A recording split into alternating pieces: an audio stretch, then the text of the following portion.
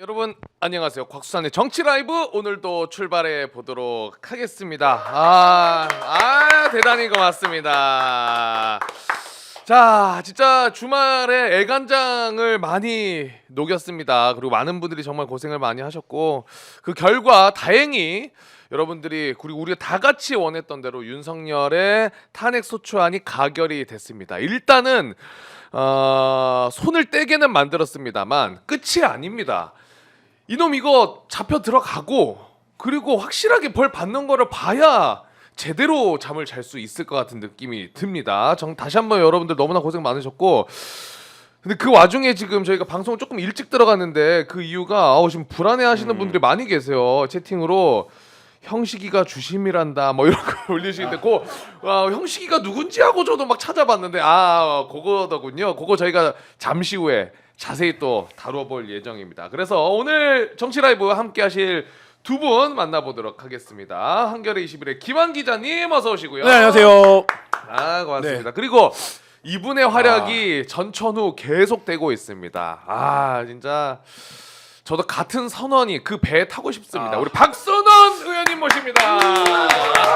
의원님, 진짜 대단하셔. 의원님 인사 한번 해주시죠. 예, 안녕하십니까.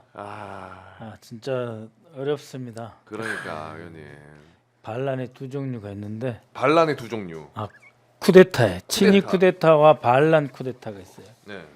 이게 이제 반란 쿠데타는 이긴 쪽이 확실히 정리해버리면 끝나거든요. 단순히 그야말로 이제 어느 쪽이 무력이 많이 갖고 있느냐. 힘 대 힘의 싸움이니까. 바로 그렇게 끝나는데 이 친이 쿠데타는 윤석열이 한 거죠? 윤석열의 친이 쿠데타는 현직 대통령이 국방부와 핵심 무력을 동원해 가지고 자신이 더 많은 권력을 갖기 위해서 더 유리한 정치 구조를 갖기 위해서 행한 쿠데타잖아요. 그러니까 이건 실패를 해도 자기들이 거느렸던 세력들이 아직도 많아요. 그러니까요. 어디에를 가도 많아요. 검찰 정권에, 군사에, 언론에, 뭐 경제적 기반 이런 것들이 있어가지고 네. 명백한 내란인데도 불구하고 우리는 무력이 없으니까 그를 어떻게 할 수가 없고 뭐 진압할 수도 없고 그런 그러니까요. 상태에서 친이 쿠데타의 특성을 그대로 보여주고 있다. 장기화되고 있고 그때마다 언제든지 판을 뒤집어 엎으려는 다양한 시도가 있습니다. 네. 국힘이라고 하는 정당이 있고 검찰 조직이 있고 헌재가 있고 또 대통령 권력이 여전히 물론 직무 정지 상태이긴 하지만 국무회의에서 다 자기가 임명한 사람들이잖아요. 그러니까요. 한독수부터. 그래서 어렵습니다, 여러분. 그래서 오늘 그거를 도와주십시오. 네 의원님 하나하나 저희가 조금 살펴보도록 하겠습니다. 네, 그래도 한번. 좀 이제 내용들이 워낙 무겁다 보니까 첫 번째 질문은 네. 가벼운 걸로 우리 의원님한테 좀 여쭤보겠습니다. 구독자가 좀 많이 오르셨어요? 의원님 네, 지금 많이 보니까 뭐 올랐어요. 36만 명이시네 네, 구독자가 36만. 의원님. 네, 우리 그 깨어 있는 시민들이 많다는 건 확인됐는데 네. 조직을 해야 돼요. 조직을 해야 된다. 예, 공습 경보다 뭐 경계급 경보 하면은 싹 모일 수 있고 서로 연락을 해가지고 내가 못 가면 니라도 나가라 서로 그런 연락만 체제가 좀 돼야지 그러니까. 처음에 이 상황을 장악할 수 있겠다. 네. 김병주 의원님이랑 같이 유튜브 하실 때 깜짝 놀랐습니다. 네, 진짜로 세상이 많이 변했구나 이걸 느꼈어요. 그러니까. 예를 들면 그 내란의 핵심 피의자들이 네. 국회의원의 항의 방문에서 예전 같으면 뭐 얘기 그렇지. 듣고 이제 비공개로 하는 건데 그 유튜브 앞에서 진술을 끌어내는 모습을 보고 진짜 깊은 감명을 예. 받았어요. 맞아요. 네. 그리고 여러분들 이게 저는 좀 그거를 집중해 주시면 좋겠는데 뭐 김병주 의원도 그렇고 박선원 의원도 그렇고 지금 유튜브를 이렇게 하고 계시잖아요. 네. 이게 그 우리가 그냥 일반 먹방 찍고 브이로그 찍는 그 유튜브 개념이 아니라 의원님이 뭐 실버 버튼 받고 싶다 이걸로 하시겠습니까? 그게 네. 아니라 얘기하신 것처럼 좀 조직화되고 많은 분들이 보셔야 될 내용도 너무나 많고 하니까 예. 좀 많은 분들이 봐주셨으면 하는 마음으로 또 하시는 거잖아요. 그렇습니다. 네. 네, 네. 지난번에 이재명 대표가 그 위기 상황에서도 그 네. 개항에서 여기까지 오는데 얼마 안 걸려요. 차 예. 안 막힐 때는 한 30분도 안 걸리는데 그 사이에 라이브 방송을 통해서 시민 여러분 맞아요. 모여주십시오 호소를 하셨고 그래서 많은 시민들이 실제로 오셨어요. 네. 그러니까 저 사람들이 이제 힘을 못 쓰잖아요. 그래서 맞아요. 김용현이가 중과 부적, 중하고 부적이 없어서 졌다 이게 아니고 숫자가 밀려서 졌다. 맞습니다. 진짜 시민들의 그러면 힘이 필요해서 맞습니다. 네. 더 많은 분들이 좀 구독을 해주시고 예, 정보를 좀 같이 따라가 주시면 좋을 것 같고 예. 자 하나하나 좀 가보겠습니다. 일단 예. 윤석열이 우리 시민분들의 힘으로 직무정지가 네. 됐잖아요, 기자님. 네. 근데 직무정지가 돼서 한시름을 놓긴 했지만 네. 윤석열이 지금 수사에는 계속 불응하고 있는 상황들이 있잖아요. 네, 뭐 오늘 수령도 거부했죠. 오늘 네. 경찰이 갔죠? 네, 네. 예. 수령도 거부했고 지금 이른바 이제 수사 쇼핑이라는 말이 나오고 있는 거 아닙니까? 그러니까. 이제 검찰과 경찰이 수사가 그러니까 이전까지는 누구라도 열심히 좀 하면 좋겠다 이런 생각도 한편으로 있었는데 오늘 이르러서는 이거가 정리가 안 되면 사단이 나겠다 이런 생각이 들 정도로 굉장히 큰 혼선을 노출하고 있고 지금 이제 보면 뭐 정보서령 같은 경우에 체포하려고 했는데 그 승인을 안 내줬고 검찰이 그렇죠. 또 공수처에서 소환하겠다고 했는데 갑자기 수방사사령관을 체포해버리고 검찰이 예, 검찰이. 그러니까 검찰이 계속 이제 수사에 끼어들고 있고 본인들이 갖고 있는 권한이 이제 말하자면 영장이라든지 이런 부분들을 발부하는 거에서는 필요한 부분은 또 커트하고 있고 이런 상황들이 계속되고 있어서 지금 윤석열 대통령도 내심 내가 어디 가서 수사받는 게 유리하냐 이런 생각을 할 수 있는 상황까지 됐다 이렇게 좀 보여집니다. 그 방금 기자님 정리를 너무 잘해 주셨는데 어쨌든 검찰에서도 윤석열을 불렀는데 일단은 불응하고 예. 뭐 2차 소환 통보는 한다고 합니다만 예. 검찰도 안 가. 예. 일단 경찰도 안 가고 있어. 예. 그러면은 기자님이 얘기해 주신 것처럼 일단은 윤석열이 뭔가 쇼핑하듯이 어디 상황 보고 어디로 갈까 고르고 있다고 봐야 됩니까? 예. 어떻게 봐야 됩니까? 냉정하게 이야기하면 이제 소환할 때 안 음. 나오면은 자기 죄를 키우는 거죠. 그래서 그것은 증거 인멸의 우려가 있다는 것을 확인해 주는 거고 그렇죠. 또 반성의 뜻이 전혀 없다는 것을 확인해 주고 현재 상황에서 자기가 버티면 제2, 제3의 내란의 기회가 있다는 그 틈을 보는 것이기 때문에 그렇게까지도 보세요? 결국은 구속 가능성을 높이는 거예요, 사실은. 아. 그럼에도 불구하고 검찰이 있으니까 검찰을 믿고 저러는 거 아니겠어요? 사실 2차 소환까지 불응하면 3차에서는 체포가 가능하거든요. 네. 그러니까 이제 그 뭐 선회에서 생각하면 그 빌드업을 어차피 밟을 수밖에 없기 때문에 당사자가 거부하면 어쩔 수가 없잖아요. 네. 그러니까 그 빌드업이 지금 이루어지는 과정이고, 근데 한편에서 보면 지금 의원님 말씀하신 대로 이 과정이 뭐지? 어떻게 내란죄 우두머리가 저러고 있는가 이런 생각이 드는 거죠. 예. 그러면은 어쨌든 윤석열이 정리해 보자면은 2차까지도 만약에 소환 통보를 했는데도 안 나온다. 예. 그러면은 충분히 체포할 수 있는 길이 더 열리는 상황이다. 그렇죠. 그러면서 이제 공수처는 공수처대로 이제 체포해야 되겠다, 소환하겠다 하는 것을 쌓아나가고 있는 것이고 국수본 또한 마찬가지잖아요. 경찰. 그래서 경찰의 국수본. 그러면 국수본 소환을 한 두세 번 불응하고 검찰 것도 한 세 번 불응하고 공수처 것도 한두 번 불응하면 이게 한 6-7번 쌓여지잖아요.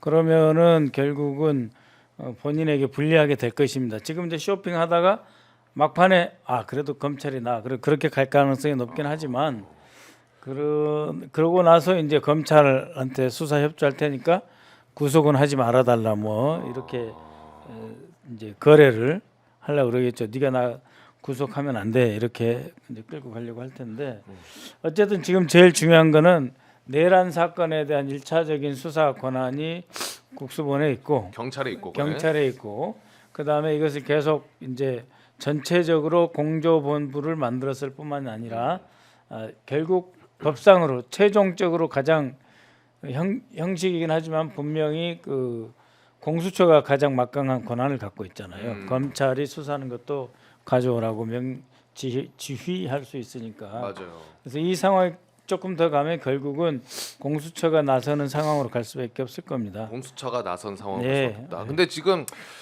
채팅으로도 이레이드님이 그 얘기하셨거든요. 사공이 많아서 이거 네. 산으로 가면 안 된다. 그러니까 그 불안감이 네.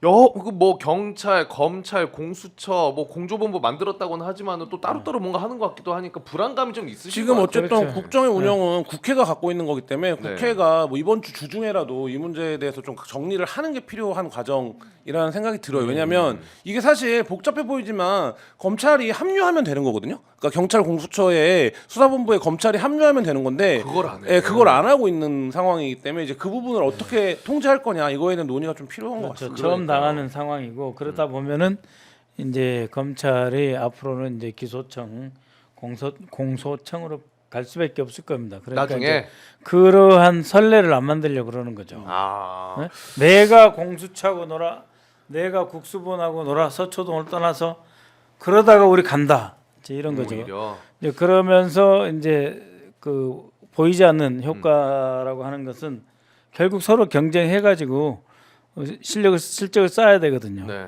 어쨌든 뭐 우리가 그 특검 내란 특검에 대한 또 기대감도 있으니까 네. 서로 뭐 그러니까 결국은 뭐 박 의원님 계시지만 특검으로 갈 수밖에 없는 사안이긴 한데 그렇죠. 예. 이게 지금 검찰이 수사를 오래 붙잡고 있으면 어떤 문제가 발생하냐면 김영현 국방장관이 이미 그런 태도를 취하고 있지만 이거 위법 증거야 니네가 수집해온 거 니네는 내란을 수사할 권한이 없는데 수사 개시 권한이 없는 수사를 해갖고 니네가 수집해온 증거를 우리는 받아들일 수 없어 이러면 예. 최악의 경우 법원이 인정할 수도 있거든요. 그거는 이제 법외라고 하는 절차의 형식 논리이기 때문에 불안감이 있어. 예, 그러니까 그 부분이 있기 때문에 이 부분에 대한 정리가 필요하다. 이게 그리고 결국 특검이 가서 특검이 기소하고 특검에 이제 증거로 넘어가면 뭐 그때는 절차적으로 해도 되는 거 아니냐 뭐 이렇게 생각하실 수 있지만 사실 법적으로 재판정에 가서 굉장히 소모적인 상황이 될 수 있다. 맞아요. 뭐 이런 생각도 듭니다. 그러니까 뭐 제가 그 공부해 보면서 보니까 그건 있더라고요. 그러니까 검찰이 일반적으로 직권남용으로 수사를 하다가 이거 내란이잖아. 이렇게 전환이 되는 건 조금 자연스러울 수 있는데 지금 이거는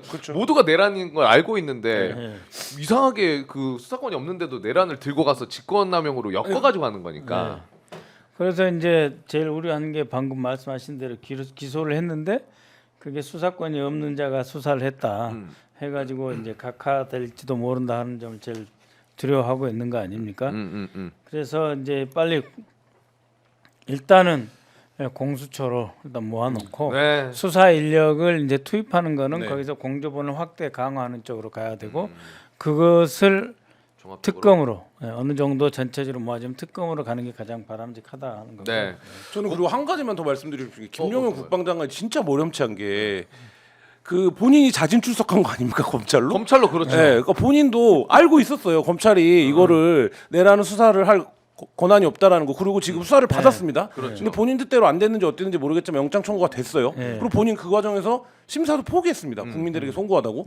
근데 이제 와서는 검찰이 이게 수사할 권한이 없는데 하고 있다라고 말하는 게 이게 내란의 우두머리 혹은 가장 적극적인 기획자 아닙니까? 그러니까 이게 보일 수 있는 태도인가? 아 그러면 요거 말 나온 김에 그냥 원래 이제 뒷부분에서 좀 다루려고 했는데 김영현 얘기 네. 꺼내셨으니까 바로 한번 여쭤보겠습니다. 지금 오늘 보도들 막 나오는 거 보면은 네. 지금 김용현이 원래 오늘 검찰에서 오전 10시에 김용현한테 김용현 너 와 수사 받으러 와 했는데 김용현이 검찰 너네 불법 수사하고 있잖아. 나 안 가. 이렇게 한 거예요. 네. 그래가지고 실제로 강제로 데려오려고도 했는데도 계속 나 안 가 해가지고 못 네. 데리고 온 거예요. 네. 근데 그 왜 안 간다고 하는 김용현이 검찰 너네 불법 수사잖아라고 하는 또 하나의 이야기가 박선원 의원이 생산한 문건으로 수사를 하고 있다.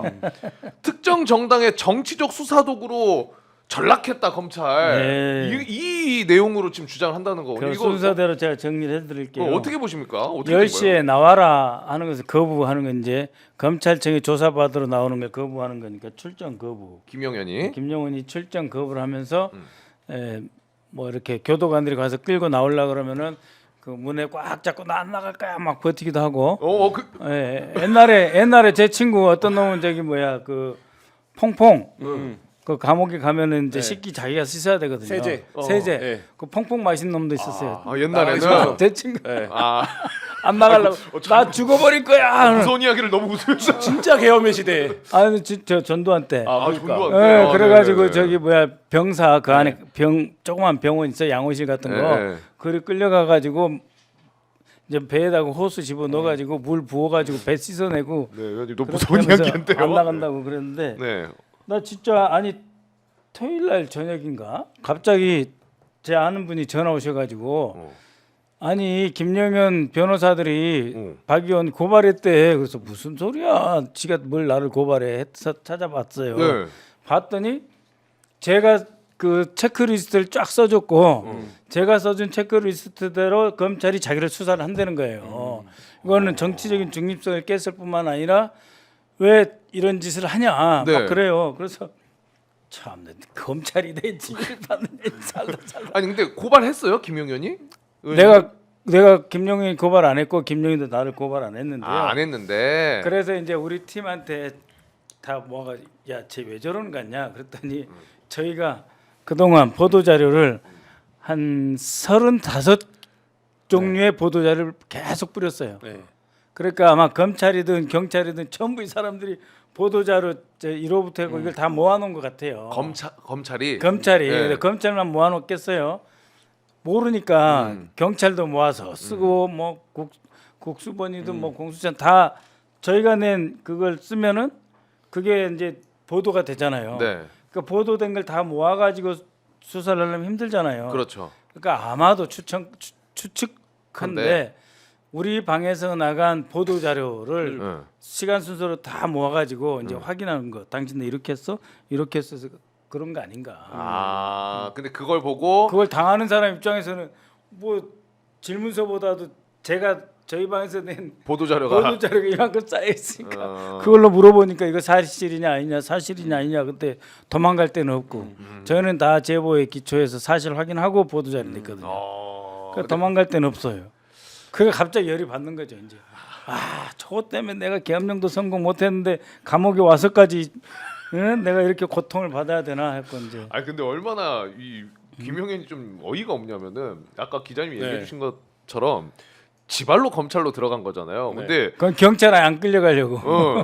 그러더니 이제는 오늘 방금도 정리했지만 또 하나가 어쨌든 이거 검찰 잘못됐다면서 검찰총장이랑 다 공수처에 고발을 냈더라고요. 고발했습니다. 그 와중에. 공수처에. 그러니까 수사 권한이 없는데 수사를 했다라는 취지인데 그러니까 김영현 뭐 장관 입장에서는 지금 그래도 자기가 불과 한 보름 전까지만 해도 이런 처지가 될 거라고는 전혀 생각하지 않았기 그렇죠. 때문에 자기가 2인자인데 네, 굉장히 외롭고 고독할 수 있어요. 근데 정진석 비서실장한테 정진석이 막 뭐라고 하니까 당신 빠져.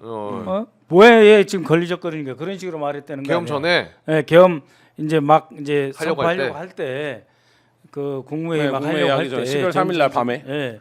정진석 실장조차도 그럼 당신 빠져. 그건 뭐겠어요. 가로 열고 닫고 너 끝나면은 너 관 안 둘 거야. 이렇게 포함돼 있잖아요. 그랬을 수도 있어. 아 그랬겠네. 그랬던 진짜. 사람이 이제 그거요. 네. 교수소 가면 힘들어요. 아 힘들어요? 이 겨울에 추워요 진짜? 추워요. 아 정말 추워요. 그리고 좁아요. 좁고. 네. 정말 먹는 것도 그렇고 이 바깥 세상에서 이렇게 좀 떵떵거리고 산 사람들 있잖아요. 네. 감옥살이 정말 힘들어요. 그리고 또 중한파의 핵심이 뭡니까? 그러니까. 회식 아닙니까? 회식? 아 맞아요. 네. 술과 네, 회식을 못 하잖아요. 네, 김용현 장관. 답답하겠죠. 근데 이제 이 전략적인 측면에서 보면 김용현이 왜 저럴까?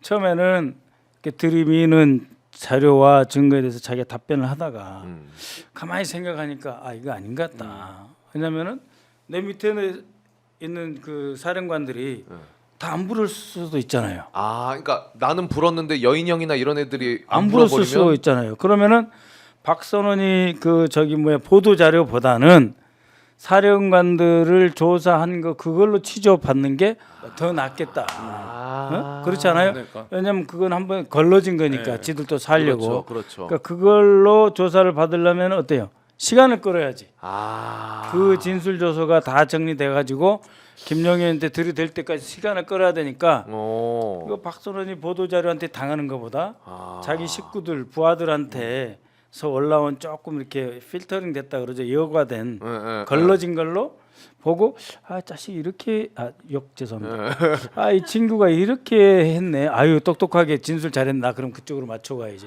뭐 이렇게 이거 좀 합리적인데? 그러니까 뭐 나는 그렇게 생각해요. 피자들이 많이 쓰는 방법이죠. 왜냐하면 자기가 선진술을 해놓을 경우엔 그러니까 자기 진술에 자기가 발목이 잡힐 수 있잖아요. 그렇죠. 그리고 김영현 입장에서는 일핵 하나, 질럿 하나, 도락 하나, 내란 수개의 혐의를 벗어나기가 어려운 지금 상황인 거잖아요. 그 본인도 제일 잘 알겠죠. 그러면 오늘 하루 진술 안 한다고 징역 뭐 깎이는 거 아니고 이미 중형이 예상되는 상황에 있는 중대 피의자이기 때문에 사실 지금 의원님 얘기한 대로 그런 생각을 당연히 할 수 있고 이게 이제 어쨌든 말씀하신 것처럼 굉장히 권력의 정점에 있다가 지금 하루아침에 떨어져 거기서 매일매일 그 생각만 하고 있을 거 아닙니까? 사실 심리적으로 보면 그러면 그런 상황에서의 어떤 발로일 수도 있죠. 그러니까요. 이거 합리적인 좀 근데 추론인 것 같아요. 예. 여기서 이제 한번 생각해봐요. 또 생각해요? 이제 예.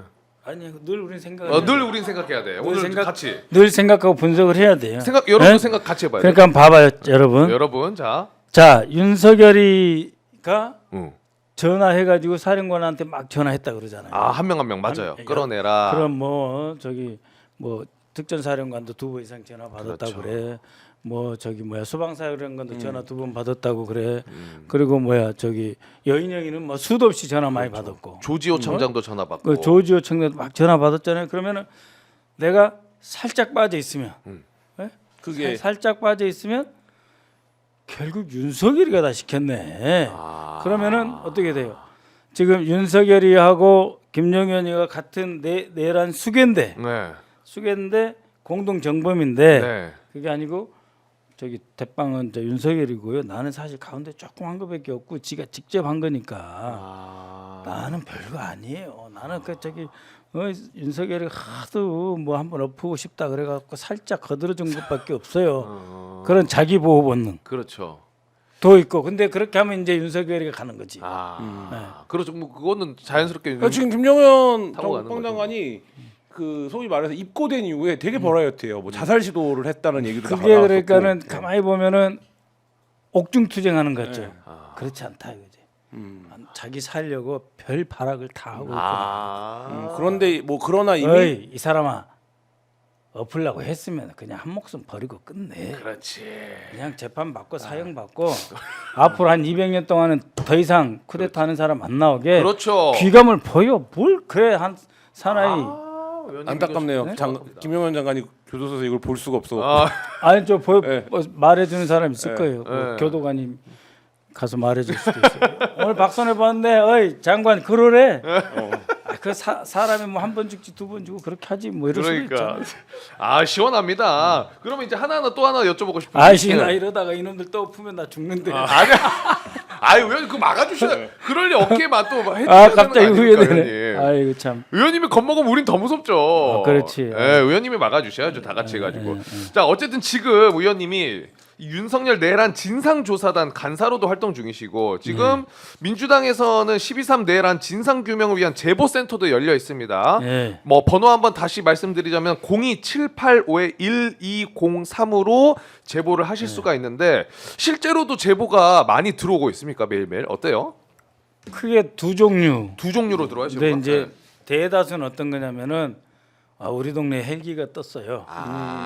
이상하게 우리 동네에 포 사격 소리가 났다.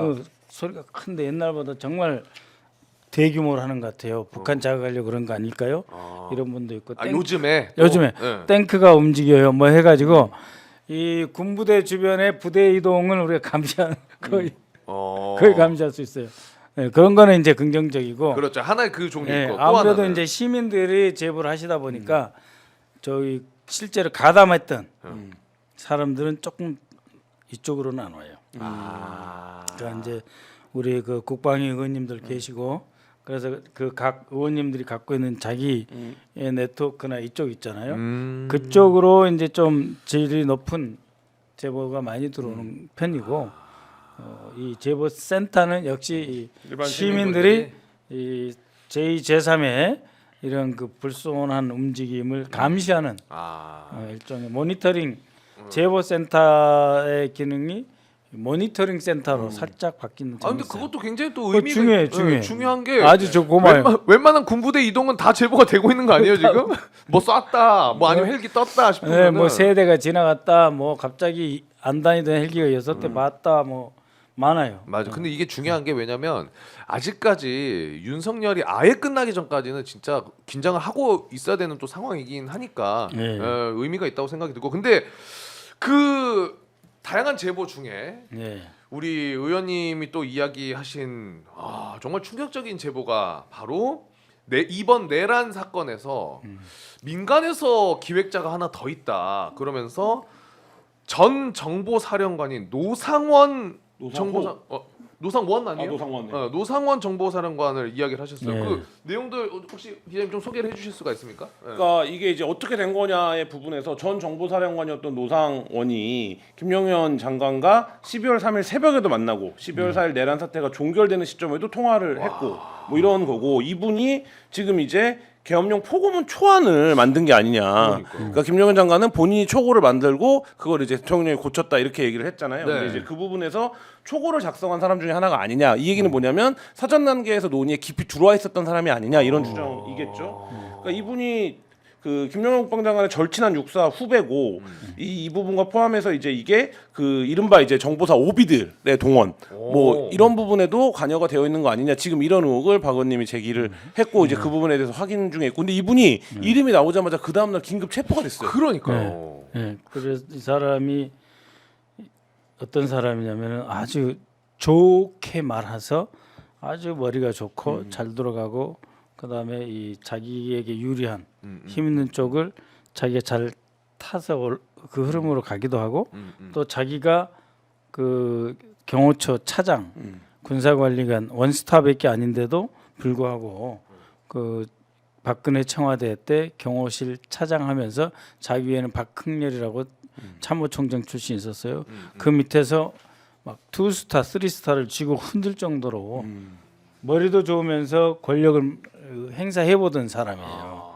그러면 제가 좀 여쭤보자면은 디테일하게 좀 여쭤볼게요. 방금 기자님이 설명해 주신 것처럼 12월 3일 새벽에 김용현을 만났다는 거 이거는 네.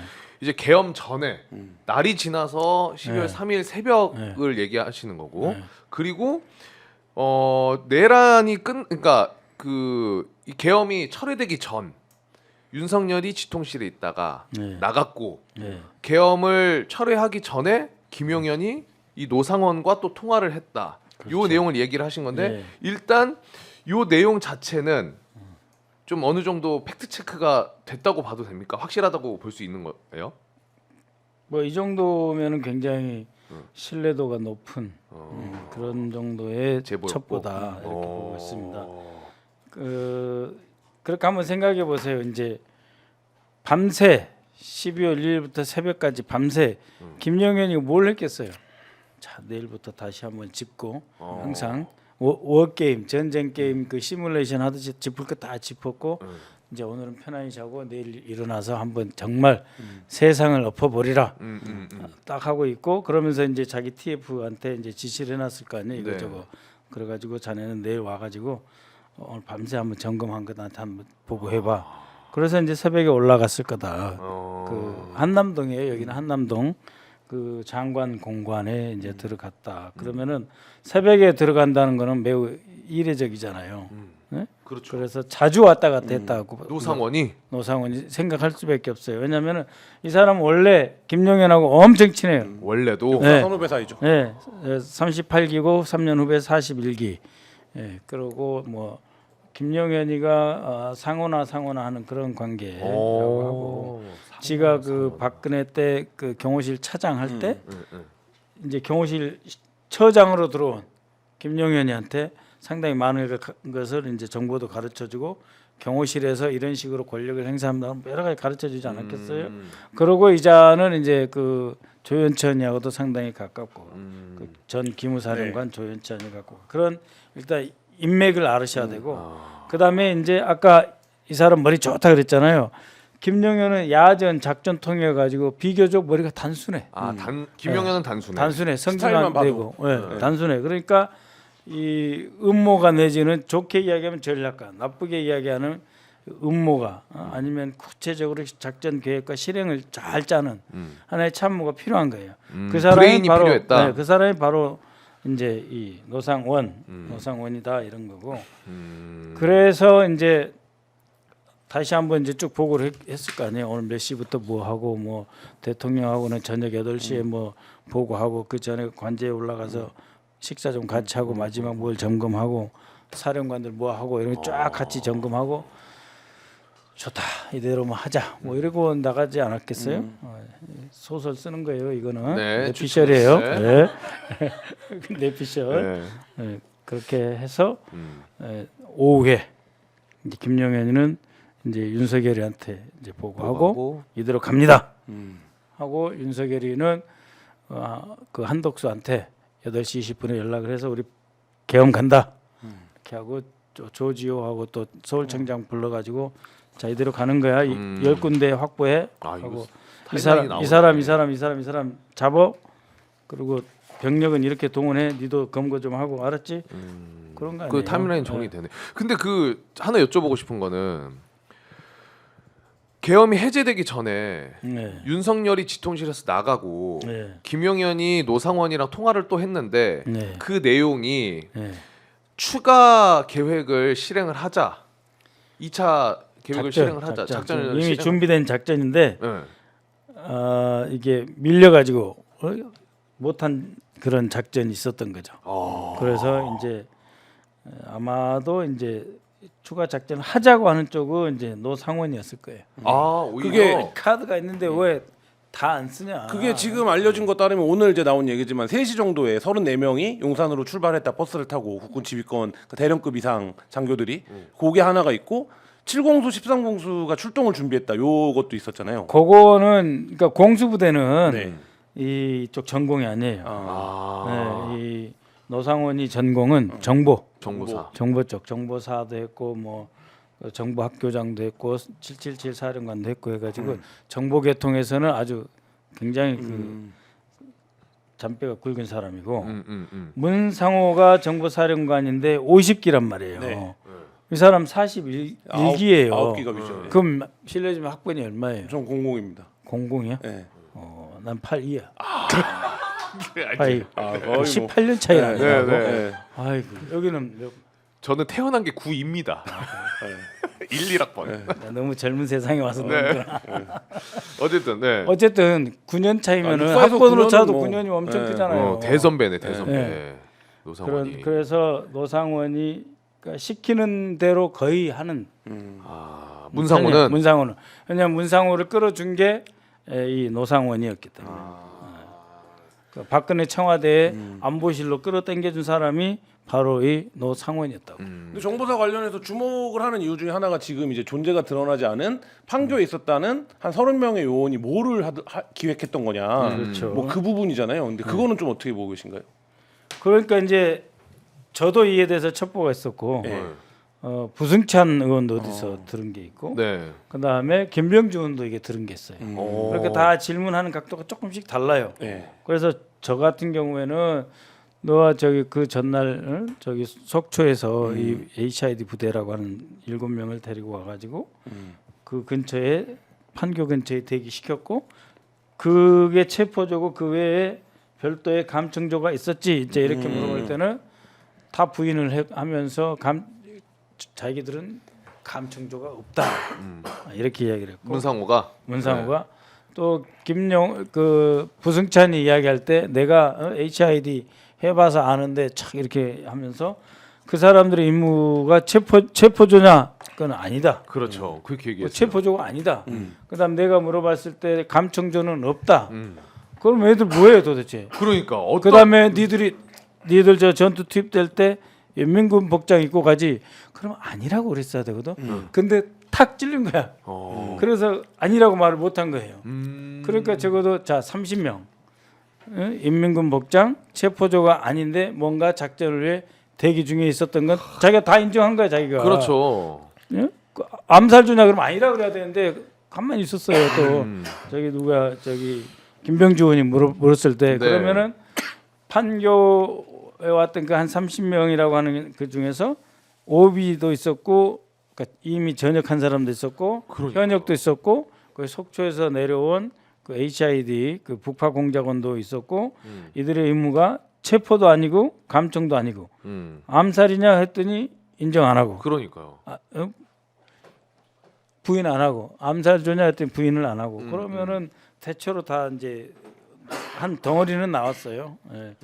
근데 이 덩어리 플러스 이 그 일종의 그 특수 기동대 내지는 별동대로 준비시켰던 거하고 별도로 이 노상원은 태스크포스를 별도로 이제 가동을 해서 기획 태스크포스 그다음에 별동팀 대기 이렇게 해놨고 이런 일들을 준비할 때 문상호 한참 후배고 그러니까 그 밑에 있는 그 연관급 원스타나 대령급 옆으로 끄집어내 가지고 쓰고 그다음에 그 속초 이런 데서 또 인간 살인 병기들 데려다 놨고 여기다가 자기가 거느리고 있던 예비역들, 오비들 또 데려다 놨으니 이게 얼마나 이게 국가 변란 행위냐 이거예요. 그러니까 그러면은 군 조직 플러스 예.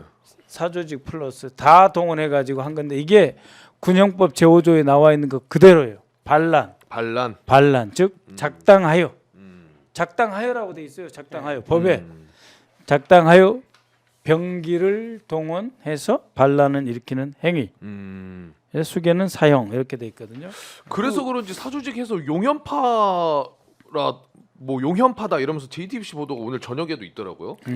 민간인 그거는 어떻게 보세요? 그 뭐 국정원에도 계셨었으니까 정보사가 오비들로 해서 지금 뭐 그 부대가 설악산 부대라고 불린다 뭐 이런 얘기까지 나오고 있는 거잖아요.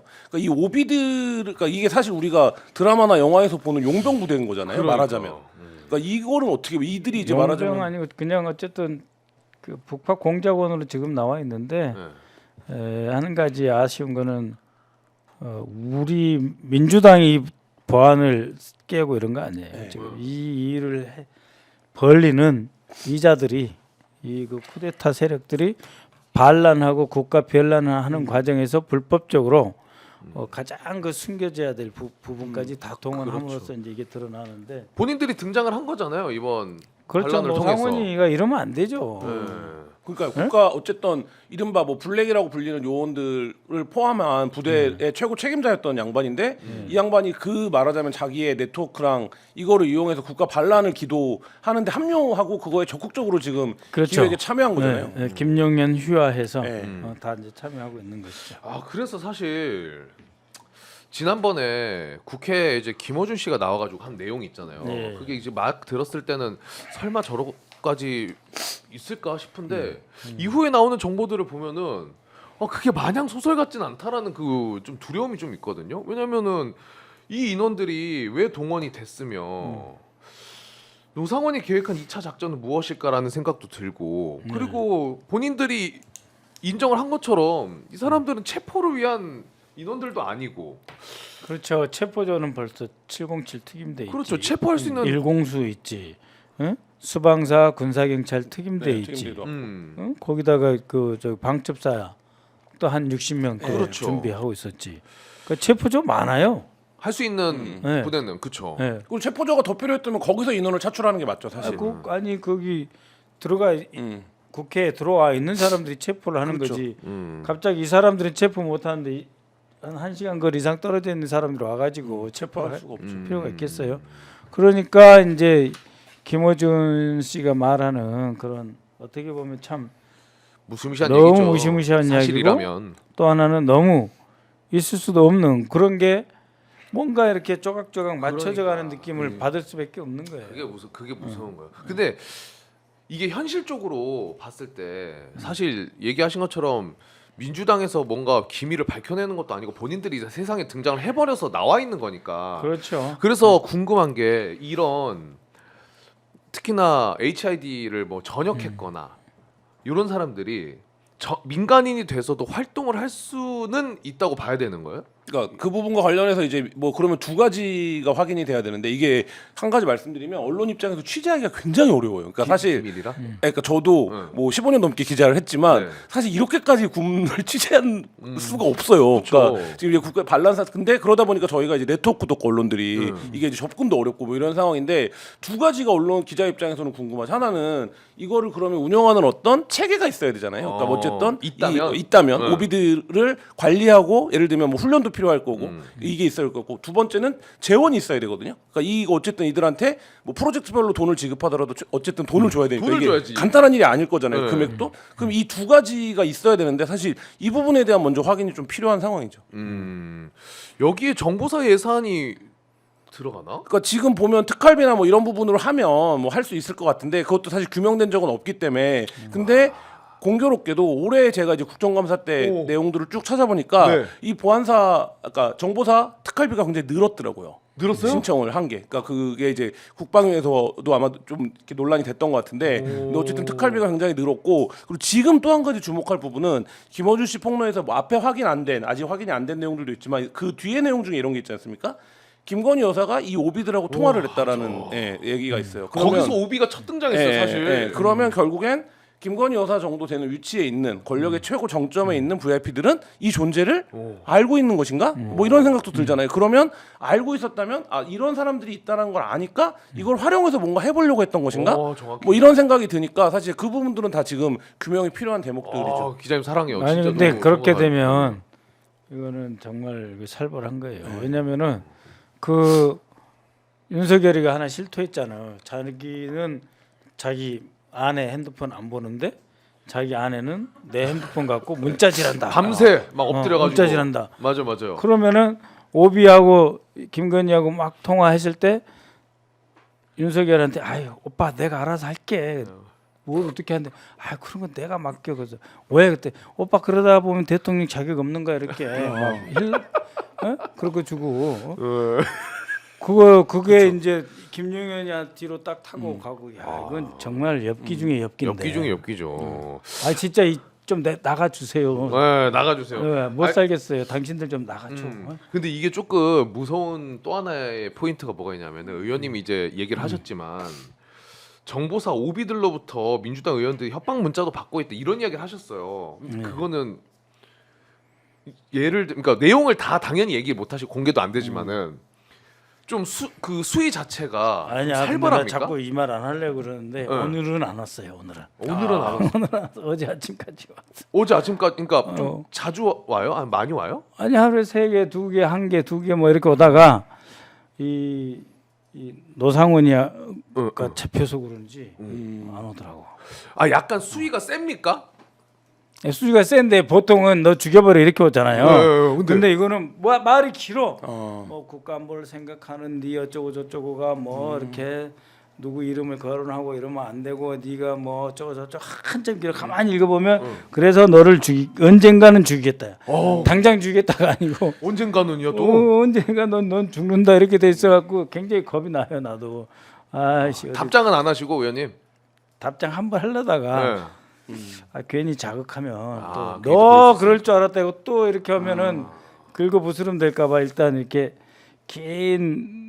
보통은 저기 그 협박이 그렇게 길지 않아요. 근데 짧게 온 것도 하나 있었고 그다음엔 다 길게 와요. 그래서 이걸 어떻게 할까 이제 우리도 이제 심리전을 해야 되니까 기자 입장에서 고민 중이에요. 저도 전직 HID 요원의 문자 받아보고 싶네요. 저희 그러니까. 지금 HID 뭐 요원 좋다고 못 찾아갖고 지금 엄청 헤매고 있는데. 취재하려고 막 네. 죽여도 좋은 이거 하나만 여쭤보겠습니다 이러면서. 네, 만나 주십시오. 네. 근데 답장을 좀 할까 고민하셨다는 거는 아니 그러니까 번호가 이씨 온다는 건데. 그렇죠. 네, 그러겠죠. 번호가 있어요. 그래요? 네? 그래서 이거를 경찰에 이야기를 할까 하다가 아직 안 하고 있어요. 왜냐하면은 해봐야 뭐 그 번호 찾아서 수사는 할 것 같은데 뭐 그러면 한 며칠 내가 조심하고 있다가 때 되면 할 테니까 이제 나한테 문자하지 마. 문자하지 마. 하지 마. 니들이 사고 친 거야. 니들이.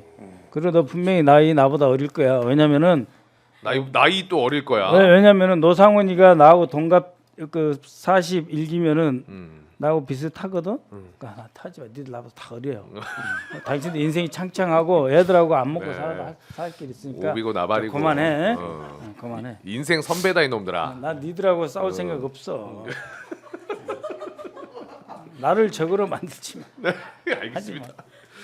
자, 그럼 의원님 요것도 하나 여쭤보겠습니다. 그 아까 잠깐 짚어주셨지만 이 노상원에 대한 의혹을 제기하시고 나서 14일 날 의혹 제기하셨는데 15일에 경찰이 체포를 했단 말이에요. 긴급 체포를. 근데 그거는 그게 어떻게 그 봐야 돼요? 하루쯤 전에 나 몇 시간 전에 내가 지적하기 몇 시간 전쯤에 아마 잡혔던 것 같아요. 의혹 제기 하시기 전에 잡혔어요? 내가 하기 뭐 한 몇 시간 전에 잡힌 것 같아. 그래요? 그런데 이제 노상원이는 이제 이미 그 전역을 했으니까 어쨌든 지금 신분이 민간인이잖아요. 그러니까 체포해서 뭘 하든 상관 안 하는데 문상호 가지고 이제 검찰에 시비를 거는 거지. 왜냐면은 문상호가 지금 김어준 씨가 이야기하는 그런 것과 연루가 됐다면 이거는 초대형 폭발물이야. 그렇죠. 특전사 300명 들어간 거, 600명 들어간 거 보다 오히려 더 커요 이거. 그렇죠. 계획만 수립했다고 하더라도. 그럼요. 살이 그러니까 들어가는데. 이 친구들이 검찰이 꼭 문상호를 확보해가지고 들여다볼 거 다 들여다보고 이렇게 털어줄 거 좀 털어주고 방향 정리해줄 거 정리해주면서 역시 김어준이는 나쁜 놈이야 이럴 것 같아요. 그래서 이걸 우리가 좀 잘 지켜봐야 돼요. 김어준 씨는 이 도피 직전에 이 연락을 제보를 받았다 그러잖아요.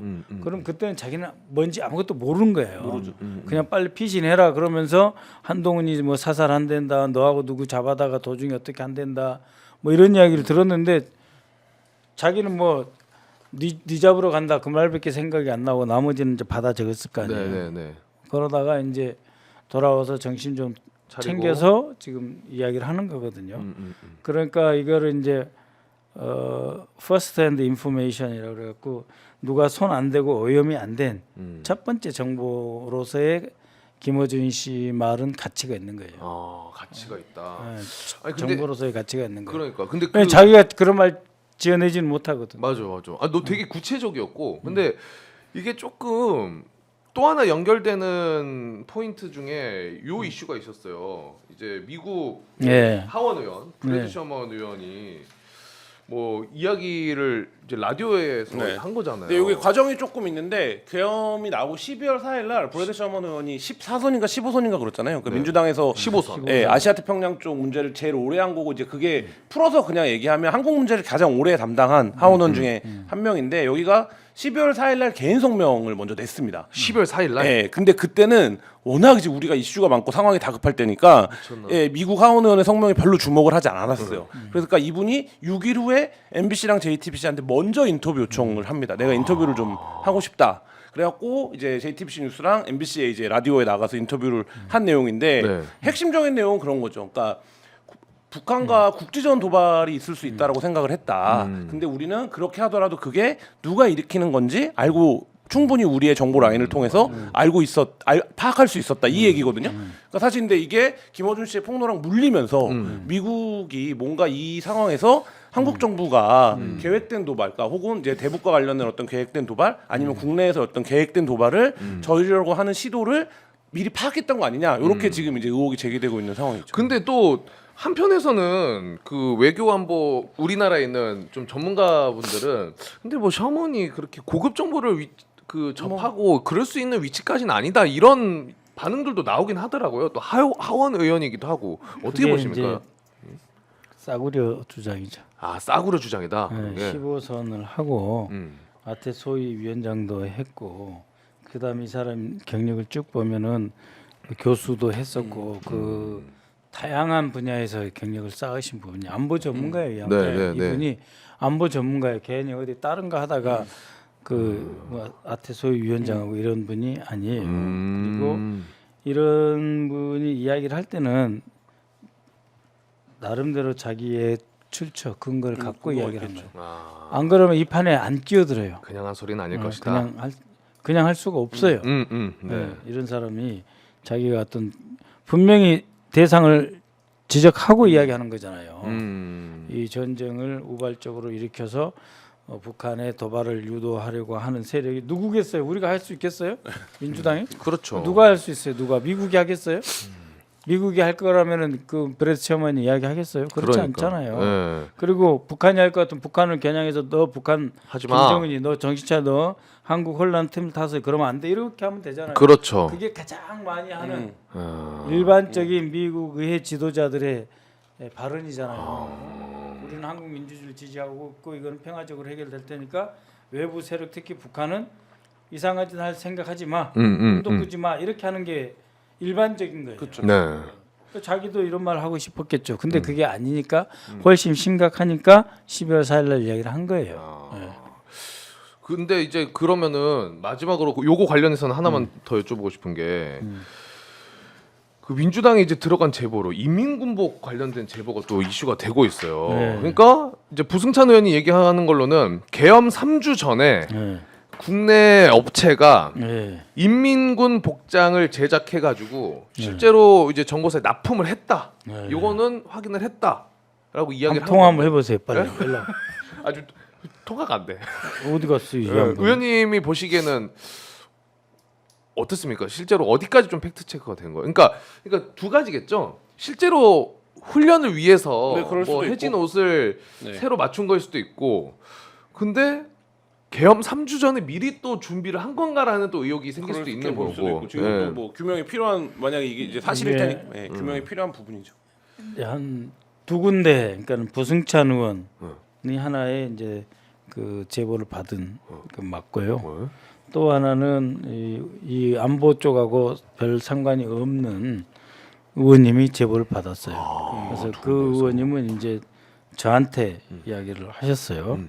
그래서 제가 또 확인을 좀 해봤어요. 확인해 보셨는데. 확인을 해봤는데 몇 달 전에 음. 이거보다 훨씬 많은 수량의 인민군 복장을 그 제조해가지고 납품을 받았어요. 오. 한 5개월 전에. 그러면은 재고가 많이 있잖아요. 의원님 네? 이거 마이크 안 되면 또 안 네, 들린다고 난리. 재고가 많이 있잖아요. 네. 그 또 만들 필요가 없잖아요. 네. 그렇죠. 그거는 그것대로 있고 응. 계엄 3주 전에 요원저리에 별도로 또 제작했다. 또 제작을 했다. 그래서 이제 우리 또 팀끼리 좀 이야기를 해봤어요. 왜 또 제작을 했겠냐. 이게 있는데 이거 갖다 쓰면은 저거 봐라. 저거 5년 전, 5개월 5개월 전이죠. 전에 가져온 거 왜 저거 들고 설치지? 그래서 야 뭔가 달라야 된다. 그래야 이거는 그 자기들이 그 평소에 위장용으로 쓰는 그런 인민군 복장이 아니고 별도의 진짜 뭐라고 하는 그게 필요해서 이 주문을 하지 않았겠냐. 3주 전에 예, 거기까지는 우리가 이제 추정을 한 거고. 추정을 한 거고. 추정을 한 거고 지금 이 업체에 우리가 접촉을 계속 시도하는데 아직 안 받아요. 근데 이제 그러면 그 나한테 이제 이야기해 주신 그 의원님 뭐라 그러냐면은 이미 조사를 받고 나왔다는 거예요. 이 업체 검찰에. 대표가 예, 검찰에 가서 이미 조사를 받고 나왔다라고 하는 거고 우리 쪽에다가는 5시 이후에 전화 연락할 수 있을 것 같습니다 해놓고 아직 답이 없어요.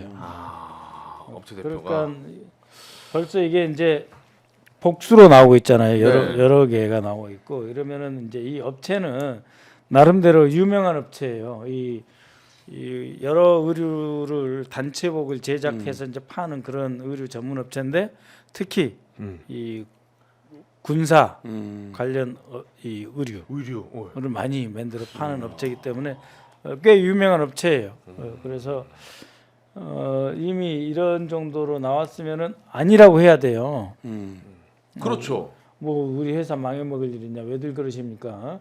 민주당 나쁜 사람들이 뭐 이렇게 규탄을 하든지 뭐 손해배상 청구를 하겠다 이렇게 해야 되는데 조용히. 그게 없어요. 그래서 조금 더 두고 봅시다. 근데 검찰에 갔다 오셨다는 것도 조금 좀 검찰이 신기하네. 이거. 검찰이 어쨌든 파악을 하고 있다는 거죠. 그러니까 이 부분이 관련해서 지금 이제 알려진 부분보다 수사가 훨씬 이제 알려진 부분보다 깊이 될 수 있기 때문에 네. 그러니까 이제 그 사령관들이 이렇게 공개적으로 자기가 말한 부분들이 꽤 있잖아요. 네. 그거는 뭐 수사하는데 어려움이 별로 없었을 거예요. 내가 여기서부터 여기까지 했고 뭐 그러다가 숨기는 부분이 있고 덜 말하는 부분도 있지만 큰 틀에서 여기까지 내가 했다 이렇게 한 사람들이 많이 있을 텐데 네. 그런 과정에서 이제 근데 검사 양반 나한테 이럴 거 아니야. 뭐 또 다른 것도 있어 이렇게 했을 수도 있고. 의원님 왜 나한테만 그려? 진짜 나는 그냥 정해진 대로만 하려고 그랬어. 나는 별거 아니요. 그렇죠. 근데 그분은 뭐 주문 들어와서 받은 거니까. 아니 그럼 오늘 수방사령관이 자기 영장 나오고 나서 입장을 그렇게 냈잖아요. 자기는 그 임무가 그거기 때문에 방공과 대테러기 때문에 국회에 가라 그래서 그 임무인 줄 알았다. 시킨 이렇게. 대로 했다. 네, 나는 그랬다. 그리고 네. 대통령이 오해 두들겨고 안 가냐고 2번 나한테 지시했다. 그러잖아요. 네. 그 김영현은 이제 싹 빠져버리고 김영현이한테는 많은 지시를 받았지만 네. 그 순간에 끌어내야 하는 지시는 의외로 김영현은 덜했대. 왜냐하면은 워낙 이 윤석열이가 막 뭐처럼 여기저기 난리를 예, 치니까 막 난리를 막 치니까 왜 저러냐 저 양반 하다가 또 자기 후배잖아. 그러니까 아이 그래 마음대로 해봐. 아, 그래서- 김영현이는 예, 어느 순간 딱 보고 중과부적 할 때 갑자기 사람이 진짜 내가 다 보는 것처럼 이야기하는 거야. 김영현 거짓말 생각하지 마라. 예. 차분해졌어. 운명처럼 졌다 뭐 이런 식으로 조용하고 그 상황을 용납할 수 없는 인정할 수 없는 윤석열이가 그렇게 이 사령관 저 사령관한테 전화하면서 야 집어 끌어내. 뭐 끌어내 너는 뭐 하고 있어 그렇다는 거예요. 근데 이렇게 되면은 약간 아까 그러니까 전부 저기 내란 수계가 문제예요. 그러면은 초반에 얘기해 주신 것도 좀 연결이 되네. 노상원이랑 통화할 때도 노상원 야 빨리 그거 두 번째 작전 빨리 패는데 요거는 좀 그러니까 그거는 이제 고려하겠습니다. 김건희 통해 가지고 예? 오 김건희 통해 가지고 김건희 통해 가지고 이제 그 윤석열이가 씩씩거리고 이제 올라갔을 거 아니에요. 대통령실로 갔든지 뭐 관저로 갔든지 어디로 갔을 거 갔동안 또 이제 또 보고를 했을 거 아니야. 네. 건희한테. 건희한테 그랬더니 오빠 그거 일을 그런 식으로 해 뭐 이러면서 가만 있어봐 오빠 내가 좀 알아볼게. 그래? 이건 내피셀이고 약간 웃자고. 내피셜. 너무 웃자고 뭘 하는 하지 마. 겁니다. 김건희 여사 그거 화내지 마. 그래가지고 요거는 이제 다들 내피셜로 이야기하다 보면 그렇게 할 수 있어. 상황 설명이 안 되니까 거기까지도 그냥 재미삼아 생각을 하시는 거고. 합리적으로 상상력의 나래를 펴거 가지고 뭐 고소하고 이러지 마. 네. 합리적으로 1시 정도에 국회에서 계엄 해제를 했는데 대통령이 그럼. 4시 27분에 나왔으니까 그러니까요. 그 사이에 어떤 일이 벌어졌냐. 그리고 그 사이에 지금 취재 뭐 알려지는 바에 따르면 준비된 부대도 있었고 상황들이 있었던 거니까 이제 그거에 대한 얘기인 거죠. 그 추가 작전에 대한 거는 확실하니까 네. 뭐 도망갈 데 없어요. 그러면 수사 관련해서 요것도 하나 여쭤보겠습니다. 아까 우리 기자님이 잠깐 초반에 마찬가지로 얘기를 해주셨는데 경찰이 노상원은 체포를 했어요. 왜냐하면 이제 검찰에서 승인을 해줬으니까. 네. 근데 문상호를 잡아다가 이제 긴급 체포 승인해달라 그랬는데 검찰이 요거는 불승인했습니다. 현역이니까. 그러니까 이게 이번에 그러니까 현역이니까 그런 거. 지금 현역 군인이라 현역 군이니까. 그러니까는 노상호는 현역 군인이 아니니까 민간인이니까 경찰이 이제 잡아도 되는 거고 군인은 반드시 군 검찰단이나 국방 조사본부 그렇죠. 같이 이렇게 하거나 아니면 지들하고 같이 해야 된다는 이야기지. 그래서 지금 사령관들은 전부 다 그러니까 검찰이 신병을 확보한 거잖아요. 그러니까요. 그러니까 뭐 그런 상황의 연장에 있는 현역들은 네, 현역들은 근데 경찰 입장에서는 부글부글하죠. 그러니까 경찰에서 지금 입장을 낸 게 이렇게 냈어요. 경찰은 현역 군인에 대한 수사권이 있고 내란죄의 명시적인 수사 주체입니다. 검찰에서는 수사권이 아니라 재판권이 군사법원에 있다는 이유로 요거를 불승인했다. 수사는 우리가 할 수 있다. 체포해서. 아니 저도 그렇게 생각해요. 아니 내란죄를 다룰 수 있다면은 그렇죠. 아니 그 내란을 누가 하는데 군인이 할 거 아니에요. 현역 군인들이. 네. 맞습니다. 예? 내란을 어디 전역한 예비군들이 그냥 어디 카빈천 들고 와서 내란해요? 그건 아니잖아. 그렇죠. 그건 아니잖아요. 네. 그러니까 현역 군인이 자기들이 가지고 있는 대한민국을 지키려고 하는 준 화력, 병기, 탱크가 됐든 뭐 총이 됐든 폭약이 됐든 이런 걸 동원해서 이 그 헌정 질서를 문란하게 하는 것 이게 내란이잖아요. 그 내란을 경찰이 국수본이 할 수 있다라고 하는 거는 현역을 수사할 수 있고 체포할 수도 있고 영장 칠 수 있다는 이야기예요. 그러니까요. 네? 근데 그거를 그러니까 이게 검찰에서- 아까 서조에 말씀드렸던 것처럼 지금 수사기관의 힘겨루기가 상당히 이제 이게 문제가 됐고 이게 결국에 누구에게 좋은 일이냐 이거를 생각해볼 필요가 있고 공수처가 수방사령관을 소환하려고 했는데 전날 체포해 간다. 뭐 빨리 체포했으면 좋은 거 아니야 이런 문제가 아니라 그럼 공수처는 지금까지 수사를 빌드업해온 과정이 망가지게 되는 겁니다. 그러니까 수사가 예를 들면 국수본. 탁 올라가는 거기 때문에 뭐 그런 상황들이기 때문에 그러니까 그 부분에 대한 조정이 지금 시급해 보인다 이런 생각. 그리고 곧또 풀어줘가지고 네. 또 다시 요건 맞춰서 군검찰단 하나 끼고 국방조사본부 끼고 내일 아침에 가서 다시 잡아오면 돼요. 문상호. 네, 문상호. 네. 아 되게 가세요. 근데 여기 있으세요. 어디 도망가면 안 돼요. 이렇게 해놓고 그 근처에 경찰들 지키라고 해가지고 내일 또 가가지고 잡아오면 돼요. 알겠습니다. 근데 뭐 지금 상황을 전반적으로 정리를 해보니까 확실한 거는 현재 그 전 장관도 그렇고 현역 군인들은 다 검찰에 가 있어요. 네. 김용현, 여인영, 곽종근, 이진우 다 네. 검찰이 잡아갔고 네. 경찰에는 지금 경찰청장, 서울청장 그리고 이번에 이제 노상원까지 네.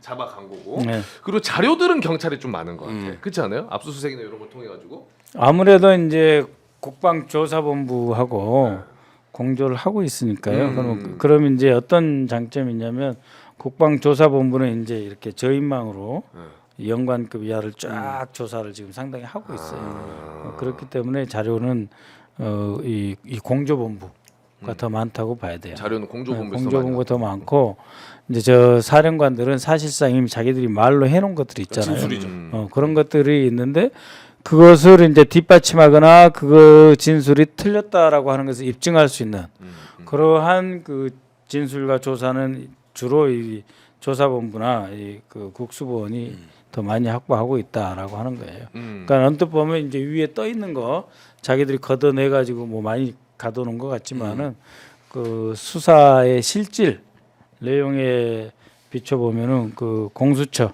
국수본, 국방조사본부 이쪽이 결코 이렇게 허술하지는 않을 거예요. 아 그건 조금 다행이네요. 왜냐면 이제 검찰에 곽정군 사령관이 검찰에 가 있는데 국회에서 그 이야기를 했잖아요. 본인이 직접 이거 검찰에서 내가 수사 받고 왔더니 이거 김용현으로 좀 몰아가려고 하는 걸 느꼈다. 그리고 그렇죠. 오늘 박범계 의원이 얘기했나, 추미애 의원이 얘기했나요? 그 무슨 검찰에서 너네 뭐 의원들은 짜고 하는 거 아니야? 뭐 이런 식으로 얘기했다는 걸 본 것 같은데. 박정근이 그런 협박 비슷한 걸 좀 받고 있나 봐요. 검찰에서 네. 아 이거 심각한 거 아니에요? 검찰에서? 심각한 겁니다. 그러니까요. 막판까지 그 온갖 그 안 좋은 짓을 하시는데 그러지 마세요. 아니 근데 그 이 불안감이 안 그래도 많은 분들이 검찰 수사 지금 뭐 못 믿는다 그런 게 많이 있었잖아요. 예. 근데 또 거기에 추가적으로 못 믿겠다라는 생각이 들 수밖에 없는 하나의 의혹 제기, 정황 이런 게 나왔어요. 뭐냐? 추미애 의원이 오늘 얘기했잖아요. 검찰도 지금 연관이 되어 있다. 연관이 돼 있는 거 아니냐. 그러니까 방첩사가 이제 계엄 선포 직후에 방첩사 정성호 1처장에게 여인영 방첩 사령관이 야 이거 가서 있으면 좀 이따가 검찰하고 국정원이 올 거야 이렇게 얘기를 했다라는 게 이제 오늘 추미애 의원이 제기한 믿을만한 제보에 의한 얘기고 그러니까 검찰과 국정원이 오면 그들을 지원하면 돼 이렇게 얘기를 했다는 건데 이러면 검찰도 사전에 예를 들면 선관위를 불법 압수수색한다 압수한다 서버를 이 내용을 검찰이 사전에 알고 있었던 거 아니냐 어느 단위에서는 이 의혹이 이제 처음 제기가 된 거죠. 이거 어떻게 보십니까, 의원님은? 그러니까 이제 그렇게 되면은 검찰이 수사를 지휘하는 주체가 아니고 수사를 받아야 되는 피의자 신분 내지는 참고인 신분이 될 수가 있는 거죠. 지금 상당히 좀 우리가 불안하기도 하고 여전히 힘든 국면인 건 맞는데 네.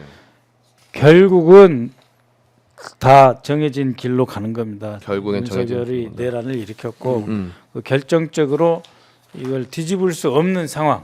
그러니까 군을 투입을 했고 그리고 이러한 준비는 몇 달 전부터 시작됐고 최소한 이제 12월 1일 날그 김영현이가 곽종근한테 6개 시설을 확보하라고 했고 맞아요. 그다음에 이제 그 윤석열이가 직접 10개의 시설을 확보하라고 저녁 8시에 경찰청장들을 불러다가 얘기를 하고 했고 이들은 이미 내란죄로 지금 구속이 되어 있고 한덕수한테도 8시 20분에 이야기를 했고 엄청난 무력을 퍼부었고 무슨 뭐 100명, 200명이 아니고 1600명 정도 되더라고요. 그러니까 그런 상황이기 때문에 결국은 내란으로 가는 거예요. 증거는 뭐 차고 넘친다. 네, 그럼요. 라고 볼 수 있을 것 같아요. 다만 이제 거기 이 사람들도 이제 생각해봐요. 이 사람들 나이가 이제 55세다가 쳐봐 사령관들이 55세다고 치면 10년 감옥살이 하는 거하고 20년 감옥살이 하는 건 큰 차이죠. 다르죠. 그렇죠. 65세에 나와서 한 15년 살다가 인생을 마감하느냐 그냥 거기서 못 나오고 인생을 마감하느냐 뭐 다 그런 계산을 하고 있으니까 본인들이 그러니까 뭐 아예 무죄를 받을 수는 없고 조금이라도 덜 살기 위한 네, 살기. 그래서 뭐 지금이라도 이제 우리 제보센터 오셔가지고 그냥 이야기하세요. 그러면은 저희도 그 공익 제보자로 해서 권익위에다가 신청도 하고 그러면 이제 그 법률 지원도 할 수 있고 하니까 그렇게 다행이네. 하세요. 이미 지난 일이고 이미 졌고 이미 끝났어요. 저질러 졌고 이미. 네. 네. 그리고 거기서 조금이라도 이 새로운 삶의 기회를 생각하시고 처자식도 있고 하니까 그냥 시인하고 용서 받으세요. 아 이거 맞는 말씀이에요. 저 그 영상 하나 보는데 그게 너무 와닿더라고. 김병주 의원이 그 막 울분을 토하는 그게 막 윤석열 막 이러면서 이거 어떻게 할 거냐고 전 군이 다 개입돼 있는데 사실 그 수괴들이 다 망쳐놓은 거는 뭐 사실이잖아요. 네, 네. 동조도 동조지만 시작점이 거기니까. 그리고 엄격히 말하면 지가 우리를 안 죽이려고 한 게 아니고 시민들과 투입된 군인들의 민주적 의식으로 못 죽인 거예요. 그렇죠. 냉정하게 보면 네. 그게 맞습니다.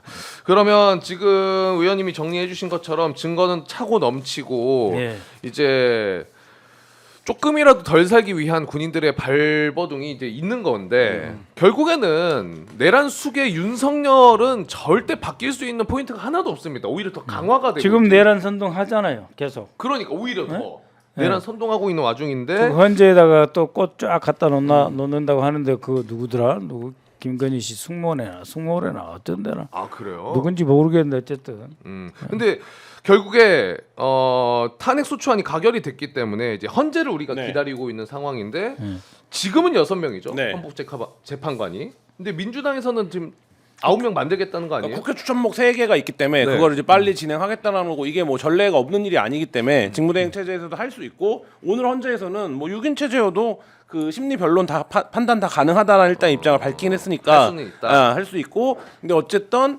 지금 국회 몫으로 추천해야 되는 3명을 빨리 추천하겠다 이런 입장이고 이게 심리가 시작된 다음에 합류를 하더라도 괜찮습니다. 그러니까 왜냐하면 최종적으로 심판을 내릴 때만 구인이 되면 되는 거 그래요? 되는 거라서 어떤 게 있냐면은 문재인 대통령이 이제 뭐랄까 추천한 사람이 둘, 네. 김명수 대법관이 추천한 사람이 둘, 윤석열이 추천한 사람이 둘. 그러니까 결국은 9명의 3분의 2인 6명을 확보를 해야 되는 거예요. 그러니까 이제 아주 단순하게만 보면은 지금은 4대 2예요. 네. 근데 이제 우리 당이 추천한 사람 둘 들어가고 네. 그다음에 저쪽에 추천한 사람 딱 들어가면 아주 단순하게 하면 6대 3이야. 근데 6대 3인데 이 계신 분들도 헌법을 수호하려고 하는 것이 헌재잖아요. 그렇죠. 근데 내란이 헌재에서 위헌이 아니다. 그러면 헌재가 존재할 이유가 없지. 뭐 때문에 헌재가 있는 거예요? 헌법 수호를 위해서 있는 거 아니에요? 아니 근데 이제 아까 맨 처음 오프닝 때 말씀드렸던 우리 채팅으로 남겨주셨던 그 불안감. 이 주심 재판관 이제 오늘 나오냐 마냐. 근데 헌재에서는 뭐 이거 비공개다 했는데 이미 취재 결과가 나왔어요. 이 주심 재판관은 랜덤으로 돌린다는 거잖아요. 네, 무작위 누가 할지. 전자배당. 예. 근데 하필 딱 윤석열이가 꽂아 넣은 정형식 재판관이 당첨이 됐어요. 이게 윤석열식 세계관으로 보면 이거야말로 부정이 있는 것이 아닌가 조사를 해봐야 되는 거 아닙니까? 이게 근데 기자들이 많이 하는 얘기인데 이분은 지금 어떤 족쇄를 차고 있냐면 본인이 뇌물로 사전 뇌물로 이 재판관이 됐다라는 족쇄를 차고 있어요. 그 진실과 화해 그거? 그렇기 때문에 이분이 어떤 판단을 내리는지가 모두가 너무나 중차대한 문제로 보고 있기 때문에 오히려 그 족쇄가 있고 지금 뭐 의원님 말씀하신 것처럼 이게 포고령 1호 자체가 헌법 위반이잖아요. 그러니까 헌법에 보장된 내용이 아니고 개헌법 위반이고 그렇기 때문에 사실 이거를 그리고 뭐 아시겠지만 국회에서 증언한 내용은 그 자체로 증거적 효력을 갖습니다. 그러니까 이게 검찰에서 얘기했거나 이러면 증인을 신문을 다시 받아야 될 수도 있어요. 근데 그게 아니라 국회에서 진술한 내용은 그게 공문서로 국회에서 헌재로 도착하면 그냥 그 자체로 진술 효과를 가져요. 아, 그러니까 사령관들이 진술한 내용들도 그렇기 때문에 이미 서면상으로 헌재가 지금 뭐 그래서 법조를 오래 한 기자들이나 헌법학자 중에 그러니까 다수는 이거는 뭐 그냥 서면으로 판단할 수 있다 이렇게 얘기할 정도거든요. 그 뭐 핵심 뭐냐면은 이제 지난주에 국회 국방위 했어요. 그래서 이제 다들 누가 부대 이동 지시를 했느냐. 그러니까 국방차관, 국방장관 직무대리가 전 장관입니다. 아 김용현이다. 딱 부러지게 이야기를 했어요. 그다음에 그 계엄사령관 박한수. 역할을 했던 박안수가 누가 지시를 했느냐. 김용현이 지시를 했다. 그러면 야 그거 원래 대통령이 군 이동을 할 때는 너한테 지시를 하는 거야. 겸사는 건 너한테. 근데 김용현이가 그 지시를 했어. 넌 가만히 있었어. 그랬더니 자기가 물어봤대요. 이 지시가 누구 거냐? 네가 하는 거냐? 뭐냐? 그랬더니 대통령 위임 받아서 내가 했어라고 했어요. 끝. 네. 아 그것도 이제 얘기해 주신 것처럼 네. 충분히 증거로 증거 이제 그 핵심이 이렇게 있는 그러니까 이제 뼈대가 이제 확 잡혀 있어요. 그래서 그 지금 재판관 주심 재판관 이야기를 하시는데 네. 그래도 자기 본인이 헌법 재판관인데 무슨 뭐 저기 그 박근혜 재판은 이거 100분의 1도 안 된대잖아요. 그렇죠. 세 발을 피라고 하는데 사실 그리고 이거 그냥 딱 팩트로만 놓고 하면은 네. 본인들도 어쩔 수가 없는 거잖아. 그러니까 헌재가 진보 보수가 갈려서 예를 들면 사회 문화적인 어떤 이슈에서는 갈리는 경우도 그렇죠. 있습니다. 네. 근데 그 이런 정도의 정치적 사안에서는 워낙에 이게 사회 전체를 규정하는 데 있어서 치명적 이슈이기 때문에 사실 그 진보 보수의 문제 그리고 이미 이거는 진보 보수의 문제로 갈릴 정도의 사안은 아니다. 그렇죠. 그 마지막- 이전에 법관이었다는 것 자체로 네. 기본은 할 거다.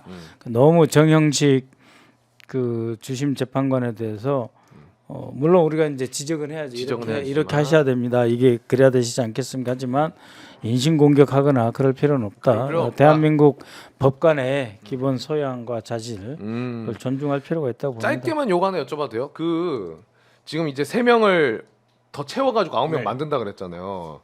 한덕수 권한대행 지금 체제인데 네. 이제 인사청문회나 뭐 진행을 하고 올렸을 때 박근혜 때는 황교안 권한대행이 제가 알기로는 제안했는데 안 이거는 뭐 그리고 권한 없어요. 그래요? 네. 그 황교안은 그 당시에 임명 안 했던 걸로 제가 기억하거든요. 그러니까 인사청문회도 필요 없고. 아 그래요? 이거는 네, 왜냐하면 이번에는- 우리가 인사청문회 하는 것은 국회 밖에서 추천이 들어왔으니까 그 사람이 적격한지 안 한지 우리가 보려고 인사청문회 하는 거예요. 아 근데 이제 우리 의회 국회에서 한 부분에 대해서는 그런 거 없다고. 국회가 추천하면 임명해야 난 되는 그렇게 거고 없다고 그거를 생각해. 그거를 한덕수 공천이가 얼마나 뭐 적극적으로 행정권을 쓸지 모르겠지만 네. 그 한덕수 총리가 그거를 뭐 할 정도로 아니 그러면은 또 우리 낼 거야. 또 내가 아 걱정하지 마. 천만 아니 다행입니다. 한덕수가 이 사람이 누군지 알아가 이 사람 마음에 안 드는데 제끼잖아요. 네. 그럼 우리 또 낼 거야. 그리고 우리는 귀하를 제낄 거야. 아시죠? 오케이. 미스터 한. 미스터 Remember. 오케이? 이분이 역대급 관운을 누린다고 지금 평가를 받고 있잖아요. 관운을 이렇게 누리는 사람들의 특징은 뭐냐? 뭐예요? 대세 추종입니다. 아 그나마 다행입니다. 예, 대세를 따르지 않으면 이렇게까지 네. 관운을 누리실 수 없습니다. 한독수 총리가 그 사표 갖고 다닌 게 몇 년 된 걸로 알고 있는데 그럼요. 한 1년은 네. 갖고 다닌 걸로 알고 있는데 다 달아져서 없을 네. 거야. 마지막으로 요거만 여쭤보겠습니다. 네. 방송 들어오기 전에 이제 기사 난 게 탄핵 소추위원회 예. 이제 민주당에서 박범계 예. 그다음에 박균택, 김기표, 박선원, 이용우 이렇게 이춘석, 초선이 많네요. 이성윤 의원도 들어가고 그러니까 우리 다 초선이네. 의원님 포함해가지고 9분이 들어가더라고요. 근데 이 탄핵 소추위원이 되면 네. 역할이 뭐 제가 잘 몰라. 그러니까 재판으로 따지면 검사죠. 네, 검사. 아. 그러니까 이제 이게 쭉 검사들이 쭈루루 앉아 있는 검찰단. 네, 여기. 이해가 확 되네. 그래서 실제로 검사장은 누구야? 정청래 정청래 위원장이 위원장 혼자 하신다 하더라고요. 변호사로더라고. 그래서 이번에 권성동 의원이 탄핵 관련된 얘기했을 때 지난번 박근혜 탄핵 때는 검사였던 사람이 변호사가 됐다라는 농담을 많이 한 거잖아요. 네. 그 저쪽 당은 이름이 나왔나요? 저쪽은 아직 안 나온 아직 거죠. 안 나왔죠. 아주 확인을 저희가 못 해봤는데 네. 아직 안 나온 것 같아요. 예. 네. 예. 그럼 의원님도 어떻게 자신 있으십니까? 거의 어쨌든 소추위원으로 되셨으니까. 소추위원으로서 이제 부여된 역할을 잘 해야죠. 윤석열이 내가 직접 나가서 하겠다 뭐 이런 내용도 있던데 나오진 않겠죠? 아니 나올 수 있어요. 나오면 나올 수 좋죠. 충분히 나올 수 있고 오. 본인이 마지막 담화를 변론 요지서처럼 써온 거잖아요. 세 가지 측면에서 자기에 대한 어떤 방어막을 만든 거잖아요. 이게 통치행위다, 병력을 얼마 넣지 않았다, 뭐 이런 등등등의. 그러니까 이제 본인이 법률가니까 뭐 그거를 최대한 방어하려고 그 전날인가 보도가 나왔잖아요. 내가 변론 요지서를 한번 써보겠습니다. 이런 얘기를 주변에 했다는 거 아닙니까? 그래서 나올 수 내가 있겠다. 그럴 때 윤석열 씨 우병우도 변호사 사서했어. 정신 챙겨. 정신 챙겨. 그렇죠. 그 우병우 씨라고 해줄게. 미안해요. 예. 소년급제하고 검찰청에서 최고의 천재였다는 우병우 당시 민정수석도 변호사 써서 잘 있다. 썼다. 네. 아 알겠습니다. 아 오늘 의원님이랑 지금 1시간 넘게 쫙 네, 얘기했는데 너무 알차네. 10시 10분이네. 빨리 가서 자야지 나도. 예, 마지막으로 혹시 하고 싶은 이야기 있으십니까, 의원님? 또 구독 좋아요로 가야 되나요? 어떻게 할까요? 아니 구독 좋아요는 기본이죠. 아, 박선원 TV. 박상훈 TV. 아니 내가 1시간 5분 15분을 했는데 구독 좋아요는 기본이죠. 진짜 여러분 지금 보고 계신 분들 다 몇천 분 계신데 구독하세요. 구독 좋아요 진짜 한 번씩만 네, 눌러주세요. 저도 우리 저기 그 박선원 TV 오신 분들한테 오마이뉴스 구독하라고 할게요. 예, 지금 6천 분 계시는데 안 하셨으면 지금 한 번씩만 해주세요, 진짜. 네, 네. 의원님 너무 고생 많으시고 근데 우리 조국 전 대표 이건 왜 써놨어요? 아 그거를 좀 하려고 그랬는데 사실 가슴이 너무 아프기도 하고 시간도 부족하고 해서 아유 내 뭐 친구 조국 정말 속이 쓰리고 아픕니다. 그러니까요. 의원님이 뭐 다른 곳에서도 그 이야기 많이 하시더라고. 아무래도 워낙 가까우시고 예. 또 이야기도 많이 나누셨을 예. 것 같으니까. 그것도 뭐 하고 싶은 이야기 있으십니까, 조국? 아니 뭐 예. 제일 어려운 시절에 제가 국정원 특보 이럴 때 친구로서 만나서 야 우리 죽지 말고 이겨내자. 이것도 지나간다. 근데 너무 고통이 큰 거예요. 맞아. 너무 기간도 길고 너무 정말 야차라 그러잖아요. 그 악마들처럼 이렇게 달라드니까. 그러니까는 처음에 한 2, 3년은 딱 만나면 그 이야기 야 죽지만 말고 살자 이겨내자. 그 다음에는 그 다음부터는 이제 목에 칼 찬 사람 있잖아요. 네. 그 삼국지나 수호지 보면 목에 딱 칼 차고 귀향을 가잖아요. 네. 그 심정이지만 그래도 걸어가 보자. 그러다가 이제 아무래도 조 장관 정치해야 되겠다. 앉아서도 죽고 서서도 죽는데 싸우다가 죽자. 그런 이야기 했던 사이입니다. 예. 아, 근데 오늘 뭐 저희가 방송 끝나고 나서 영상 잠깐 틀어드릴 수 있으면 틀어드릴 텐데 그래도 마지막까지 덤덤하게 좀 힘내시면서 일부러 더 하시더라고요. 그게 더 마음이 좋지 않았습니다. 네. 몇 년 동안 형국의 길을 걸어왔는데 얼마나 네. 고통스럽겠습니까? 알겠습니다. 예. 자, 우리 박선원 의원님 여기서 인사 나누고요. 우리 김한 기자님도 너무 감사합니다 오늘. 네, 예, 네, 두 고맙습니다. 분과 함께 저도 여기서 인사드리면서 마무리하도록 하겠습니다. 오늘도 함께해주신 6천여 분의 우리 시청자분들 감사드리고요. 내일 저녁 9시에도 정치 라이브 많이 찾아주시면 감사하겠습니다. 두 분과 함께 인사드릴게요. 함께해주신 여러분 대단히 고맙습니다. 감사합니다.